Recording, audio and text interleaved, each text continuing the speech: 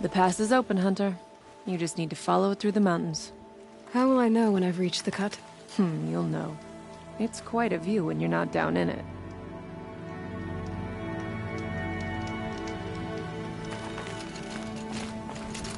What are you doing, Aloy?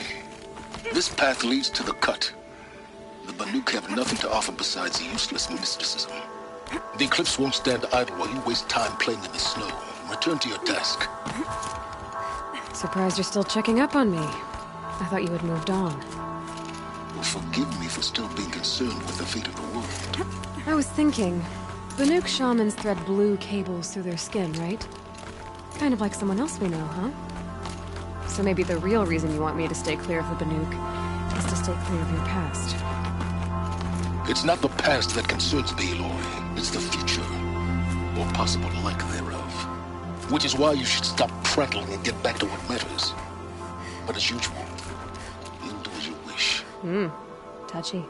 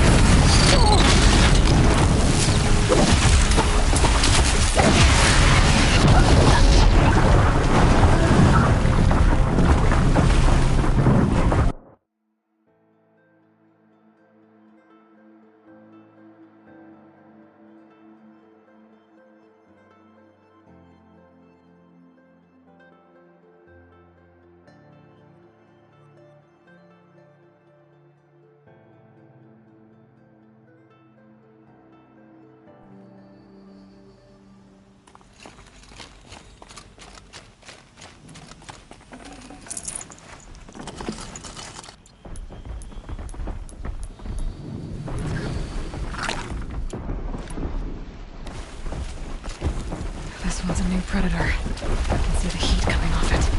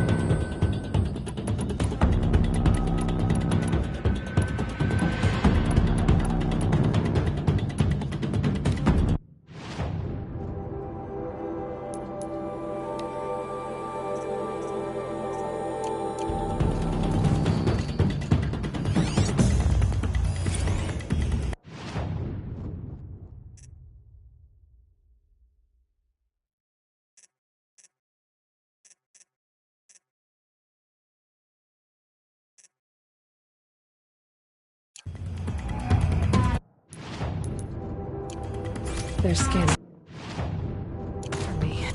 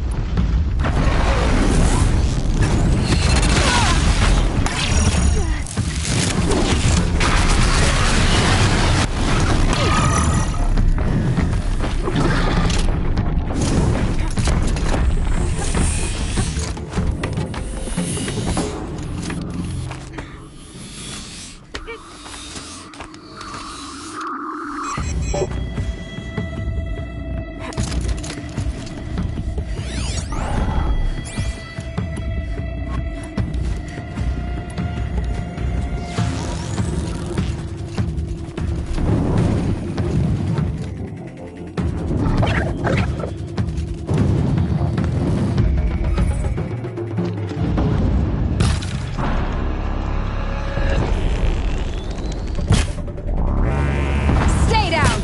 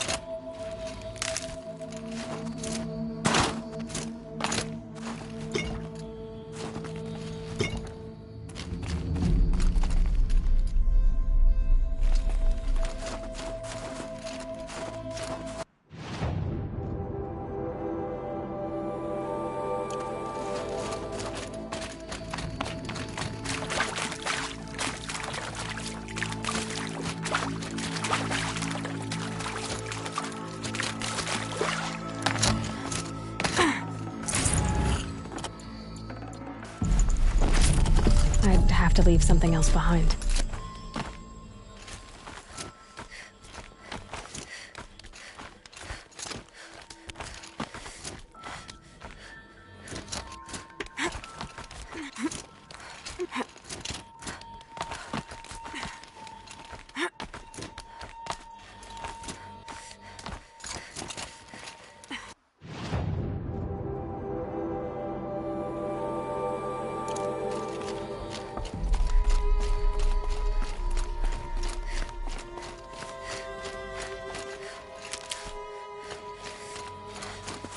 That'll help.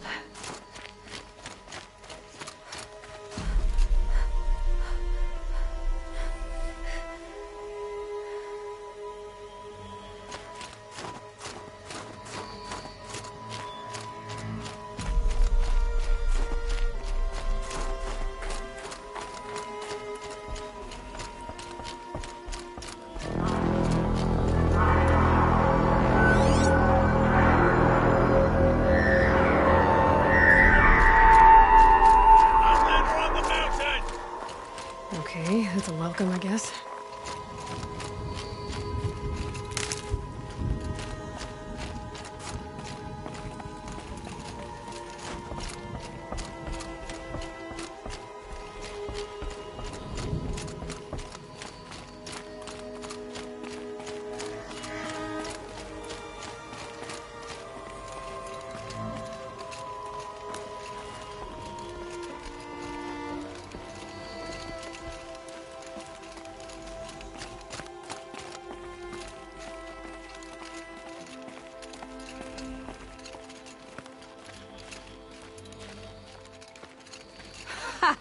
You sure you'll be warm enough up here, Nora? I've worked up a sweat from the climb.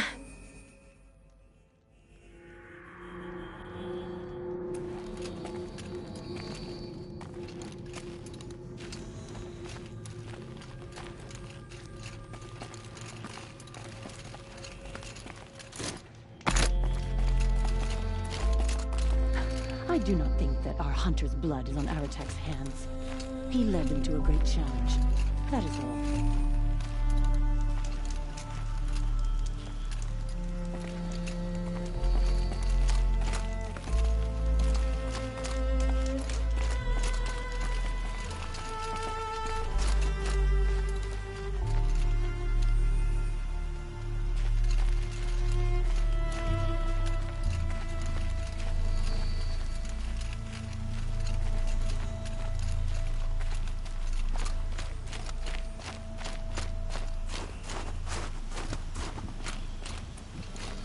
You made it to the cut, Outlander.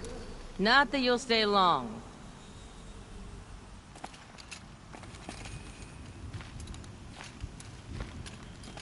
This is Song's Edge, biggest settlement in the cut.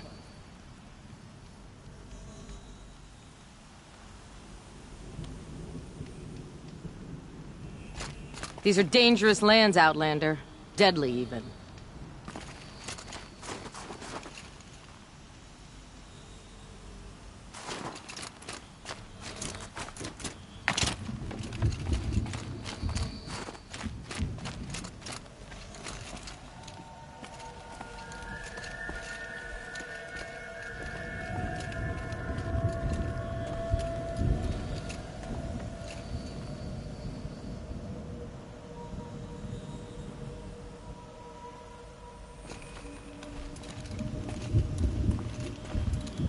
Smoke rising from the mountain.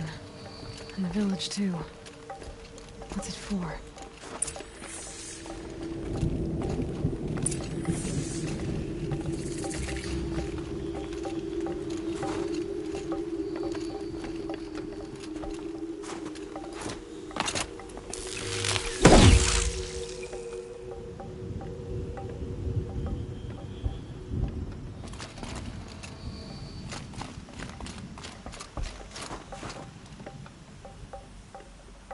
Rhea's been gone a long time, but she will return. I must believe she will return. Our shaman has abandoned us. Our chieftain has led our best to their deaths. Where should we find hope now?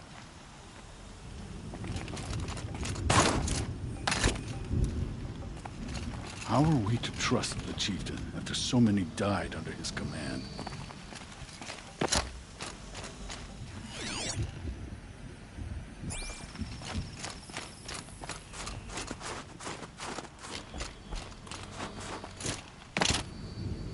Who knows better how to lead than Aratak?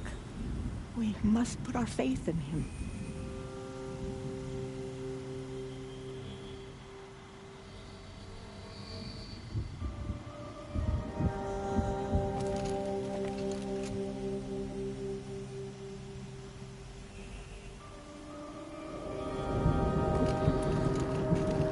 To be Banuk is to know that death may rise up to meet you at any moment. Trust that our hunters knew this.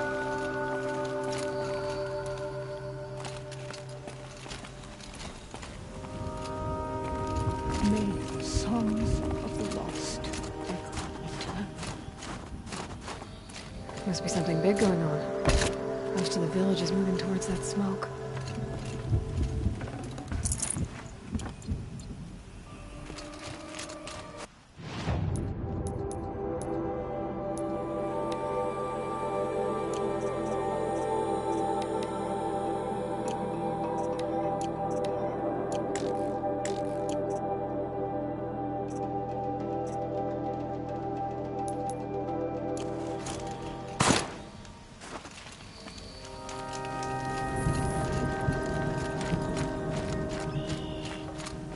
How are we to trust the chieftain after so many died under his command?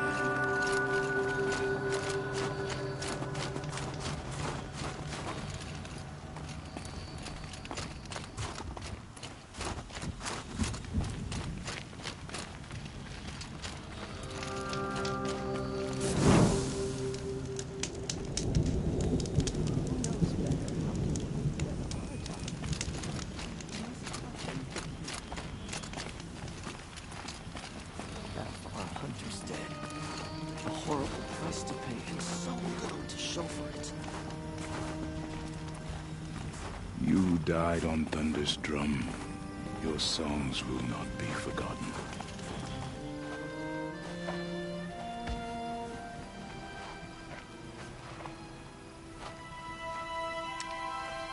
Get ready for a rare sight, Nora. Bergrand, purveyor of necessities. Most of the time, the Banuk burn their dead, but not today.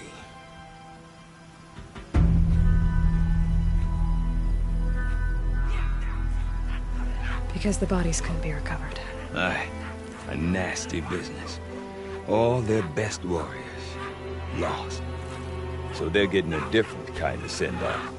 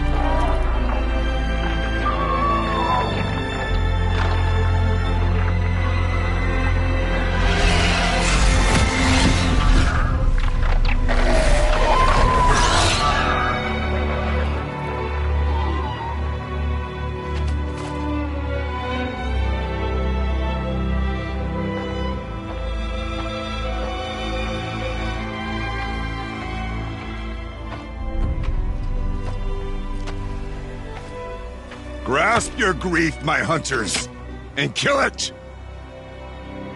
For our kin sees the fate all Banuk long for. Falling with their spears striking steel. Their struggle is over now.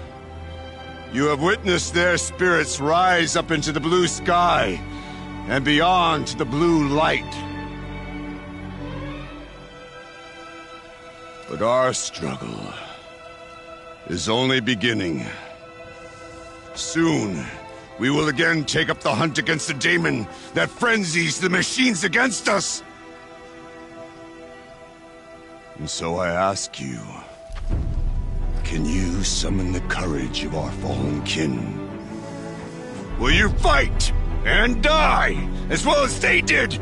My spear! The daemon. It frenzies the machines. Machines that wiped out their best. And what do they want to do? Go back up there. Fools. A little advice. For free. Aloy. Aloy. I've been up here for 2 long winters, and I still can't make sense of the Banuk. Take this ruckus.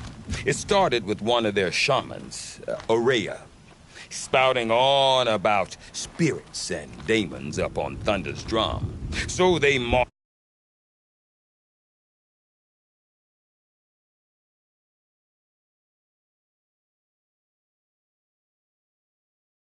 there, and half of them get slaughtered by machines. When Aurea vanished, I thought the crazy might have gone with her. But no. Here's Big Aratak, gearing them up to do it all over again. What is it about the Banuk you can't make sense of? Well, everything's a test to them. A hardship to endure. A challenge to survive. Seems like they don't have much of a choice in a place like this. Yeah. A land cold enough to crack teeth, filled with wild animals. You'd think they'd accept a little reasonably priced aid. Oh, believe me, I've tried to convince them. But a Banuk with nothing left to prove might just lie down and die. And Aurea is the one who spoke about this daemon? That's right. Told Aratak and the others that it lives up on Thunder's drum. And they believed her. But you don't. Look, I don't know what Aurea found up there. A shaman's not going to talk to an outlander. The machines in the cut are getting more vicious, that's a fact. It could be because of the daemon, or it could be because they all got indigestion, for all I know. But Aurea's not around to explain. She took off, and no one knows why.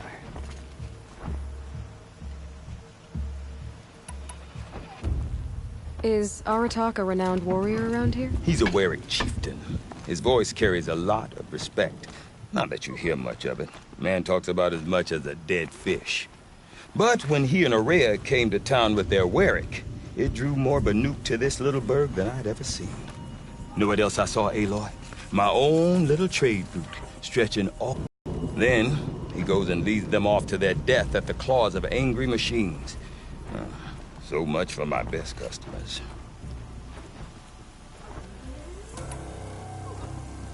What are these Weriks about, Bergrand? Some sort of tribe?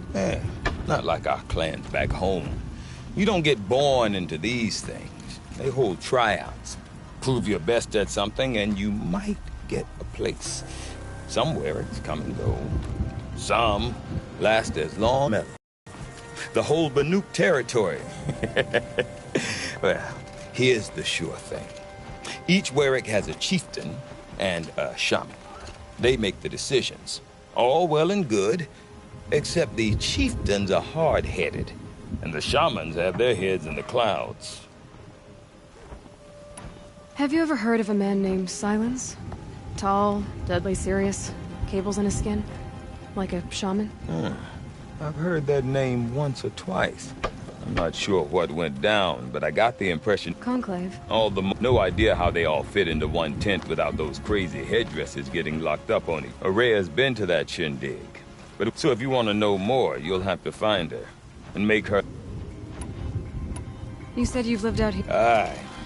Back home, some fur traders told me about this still-forsaken heap of tents. We were barely scraping by until this place started filling up for Aurea. A great prophet is coming, they said. Oh, I heard prophet. Honest mistake. Now, we could really... We? Me and my... Her mother wants... Say, Women? No. Independent. Look for her at Long Notch, the easternmost Banuk camp.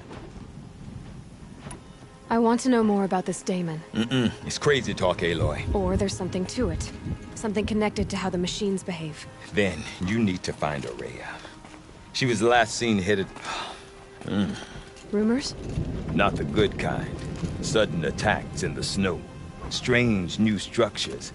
Some say a new machine, like no one's seen before. Well, now I'm definitely interested. Thanks for the talk, Bergrand. Don't mention it. I wonder if Aratak could tell me more about Aurea or Thunderstrom. Staring slack. Might be worth... About that... For you, I'll give it... See you around, Bergrand. Hope so. I like return customers. Damon wants to turn the machines against us. We have to believe that the blue...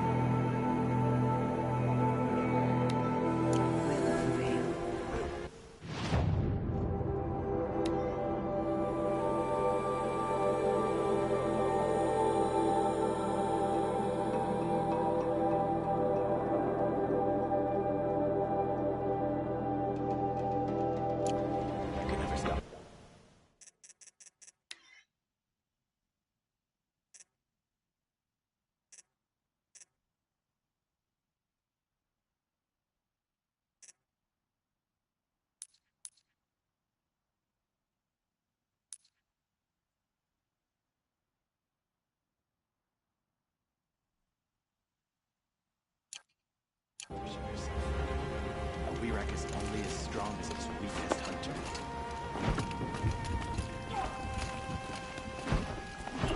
I do not want to hear this talk from you again.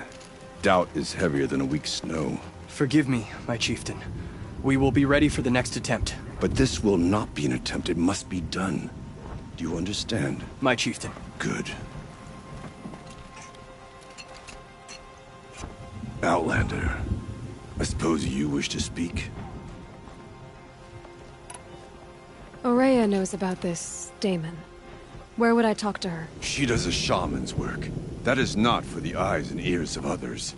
Certainly not an Outlander's. This Damon you talked about. If you are hardy enough, you can venture out and see the signs yourself. It has changed the machines, made them fiercer, stronger. But what is it? A matter for the shamans to debate.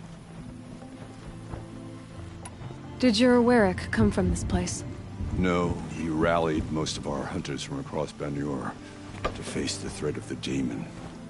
But I was born here, and stayed to fight the Karja when others retreated into the mountains. A few of my old warriors remained with me, those who survived.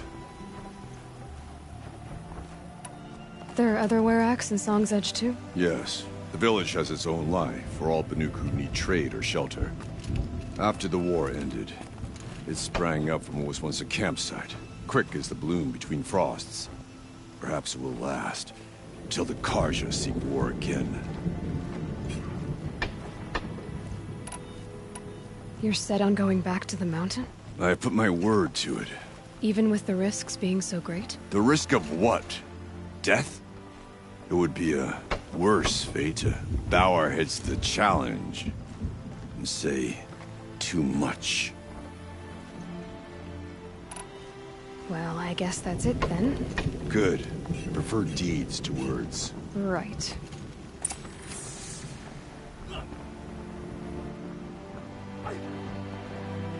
Aratak? I have my hunter's training to Well... to your survival.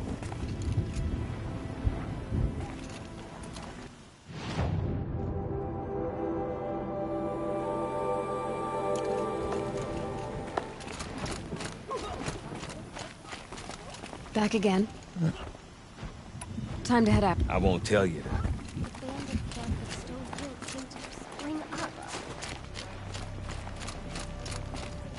These new Karja offer peace in Banuk.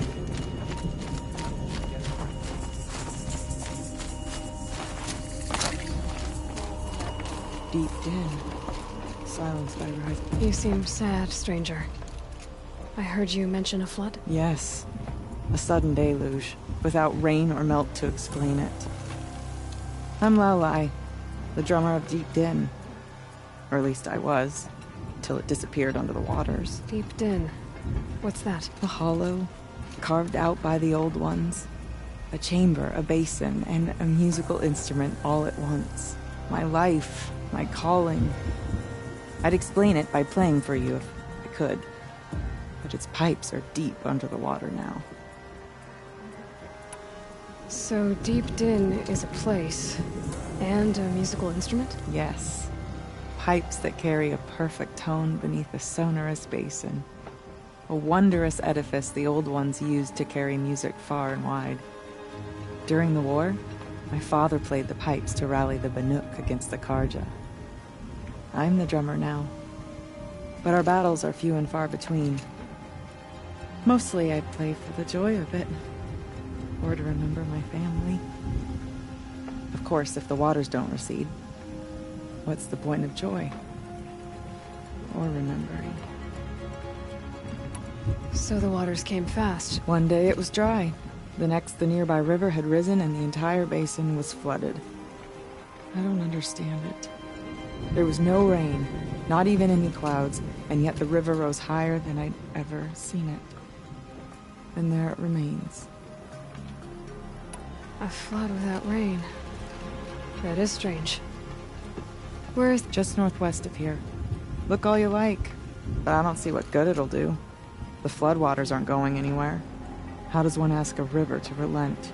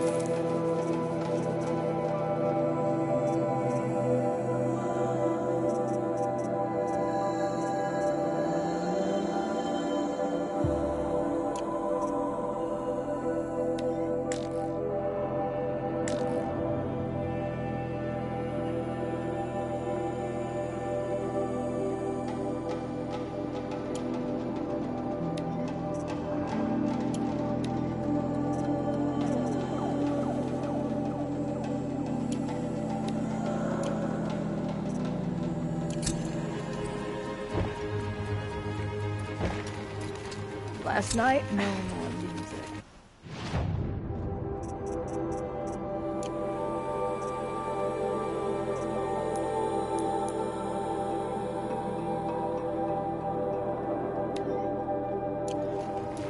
Blood's out of that.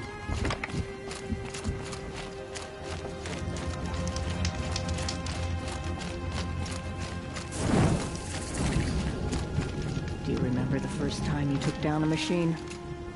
Could anyone really forget?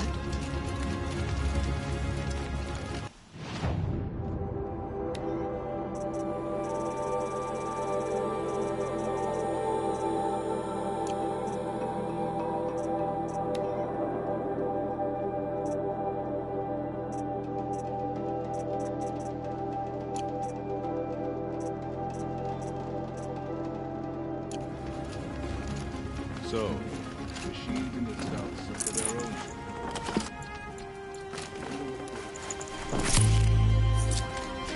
We've never faced anything like the machines that drive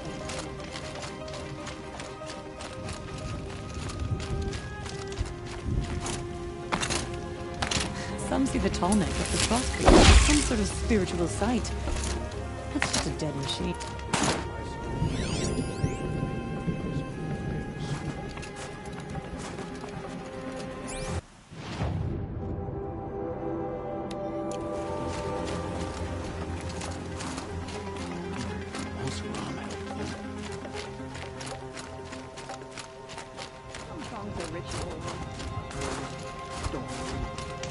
My favorites are simply jokes.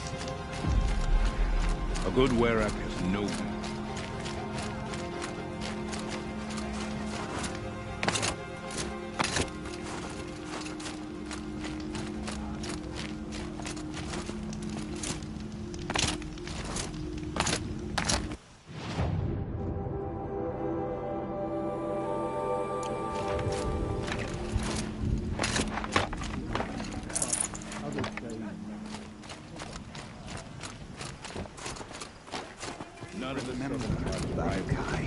When the old ones were fresh in their graves and our numbers were still small.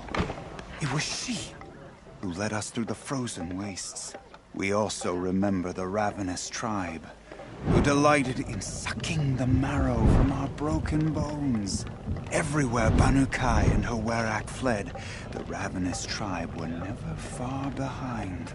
Seeking a way to defeat them, Banu Kai went into the wastes and let the wind whip her cheeks. And when the cold brought sleep, she dreamt of light. She saw it behind the world, a great calming sheet of icy blue. And she saw something new. Herds of machines, each filled with the same blue light. When she woke, she knew which star to follow. She walked for many days and nights until she arrived at a temple built from sparkling ice. At the gates of the temple, she was met by the machines from her dream, who bowed to her as she entered. Inside, Banu Kai discovered the blue light bubbling from a hole in the snowy earth like a spring. "You bid me come," she said. "My people need aid. Will you provide it?" The machines whispered to Banu Kai. "We go where the light goes, for we are its chosen vessels. There is darkness in your heart. It cannot hold the light for long. Carry it to your people if you must, but the cost will be great." Banu Kai waded into the pool. The light reared like a nest of snakes and struck Banu Kai, piercing her skin, filling her up. Banu Kai did not scream, though she was in agony. Banu Kai did not collapse, though her limbs shook. She climbed from the pool and carried the light inside her. She marched toward home, and the machines marched behind her. As she walked, the light struggled to push its way out of her, but the machines were there to aid her. She sewed her body shut with their cables, patched herself with their metal, and kept the light within. When she arrived, the forces of the ravenous tribe had surrounded the camp. Although the light had left her with 1,000 wounds, Banu Kai charged. And because she held the light, the machines followed. The ravenous tribe killed many, but those in camp rushed to join the battle. They gathered pieces of the fallen machines and from them fashioned weapons. And it was with these that Banu Kai's people repaid the suffering the ravenous tribe had wrought upon them. When quiet descended, Banu Kai finally fell. The machines bowed their heads, and her Werak wept. The light she'd held within her drifted from her wounds and rose to the sky, and for just a moment, before life left her, Banu Kai knew the truth of the blue light, and she felt peace. We remember Banu Kai, the first to crawl from the cave beneath the world, who brought the machines to us. When we speak the name of our tribe, we remember her. And we will not forget.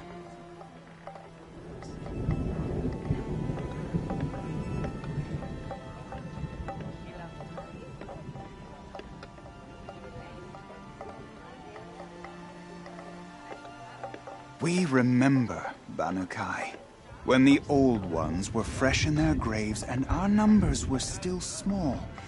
It was she who led us through the frozen wastes. We also remember the ravenous tribe, who delighted in sucking the marrow from our broken bones. Everywhere Banukai and her Werak fled, the ravenous tribe were never far behind. Seeking a way to defeat them, Banukai went into the wastes and let the wind whip her cheeks. And when the cold brought sleep, she dreamt of light. She saw it behind the world, a great calming sheet of icy blue. And she saw something new. Herds of machines, each filled with the same blue light. When she woke, she knew A hunt gone sour is no one's fault She but the walked hunter's. for many days and nights until she arrived at the tent. At the gates.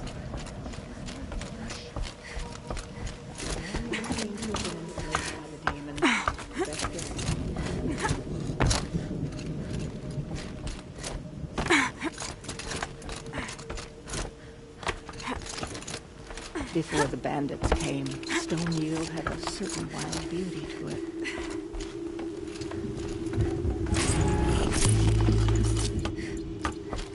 To stand before a dead thing in wonder, as some do with the frozen tallneck, is distasteful.